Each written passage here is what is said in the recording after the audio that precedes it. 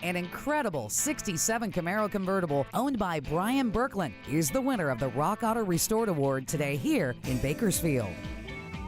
This Marina Blue Camaro has had a complete body restoration and repaint. It's powered by the base 327 engine with a 2-barrel and power glide, and it also has many unique features. The shifter, well, it's on the column instead of on the tunnel. In fact, the car came without a center console, and in its place is a single instrument, a clock.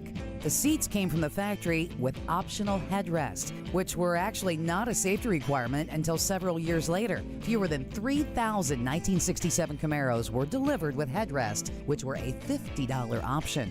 Under the hood, the car still retains the original smog pump, or air injection reaction system as it was called back in the day. This emissions item was required on all California cars, and this one was built at the Van Nuys, California factory and sold by DeLong Chevrolet in San Rafael, California.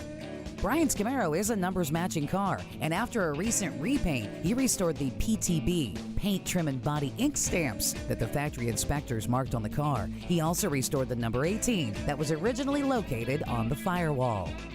Brian, the car is absolutely gorgeous. You've owned it all of these years, but give us an idea. What did it look like when you found it? It was Bolero red.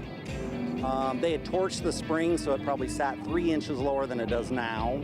It had 70s Camaro 15/8 wheels on it that just barely fit underneath the car.